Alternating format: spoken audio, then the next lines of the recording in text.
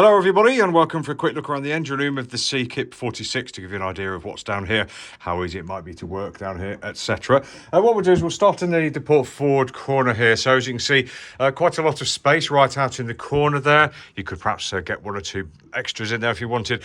And as we move around this engine room, you'll see skin fittings. These have all been recently replaced, as have lots of things by the owner. We've got a recent battery there too, and you can see we've got the generator acoustic enclosure in here, acoustic enclosure. And if you look in the photo section, you'll see that the generator does look pretty much unused to me, so should be good for plenty more action.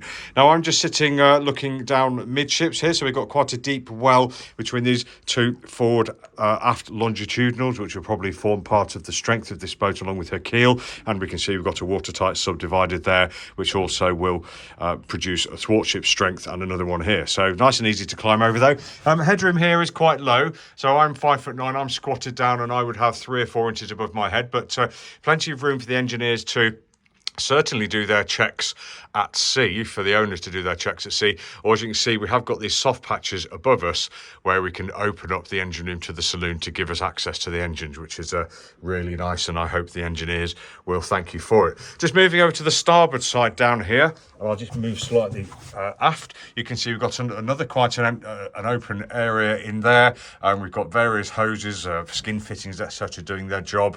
And looking forward on the forward bulkhead, you can see that we've got lots of wires leading off to the various services, and we've got some new isolators fitted there, which have been very recently done too. Nice and easy to get in and out of the companionway. You do have to lift the lid up. Once that's up, it does sort of encroach onto the companionway down to the galley up there, but once you're down here, it's very easy to step off the ladder and get down here and do what you need to do. We can just see sight of one of the electric bilge pumps there sitting in the bilge, and we do have this softer checker plate style foamy stuff here, just to well, it just helps the knees, to be honest, which is lovely. Now just moving around again and looking aft, you can see we have port and starboard Sabre engines, Bowmans, sorry, and we can see that they look nice and shiny. They've had a lot of work recently, and both of them have their inlet strainers, sorry, their inlet strainers here, and in fact there's the generator inlet strainer, I think, and batteries associated with the engines either side by the engines too, one there and one here. No worries, and you can see we have good access to the pulleys and the belts, etc., on both sides. And of course, because they're not handed engines, we've got the dipstick on we've got the dipstick for both on the inside, which is great. And we can also see that we've got access to the expansion tank coolant level checks up there, which is lovely, really nice and easy.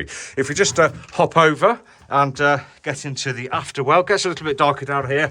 I'm not sure if I've left a light off or not, but you can see just on the after bulkhead there, we've got 2 filter bowls there, coalescers, etc. So they're all new. The fuel systems are new, as are the fuel tanks, all recently done by the owner. We took out the old steel stuff and replaced with polythene tech tank type tanks. And I'll just turn around and show those to you. I'll just look forwards again. Here we go, and over the subdivider or the strength member, there's the tanks on the starboard side, so 3 in a line. There's another one around the corner there if you can see it, which is lovely because that means that they're not going to rot.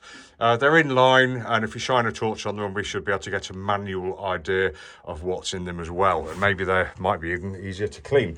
There's the port ones, so we've got 1, 2 and 3, all nicely plumbed in, all very recent, and should last for years to come, all being well. So this has been Tim from Boatshed Yacht Brokers, just taking you for a quick look around the engine room down here. So thanks for watching, and do look in the advert for lots more pictures, videos and virtual reality content. Take care.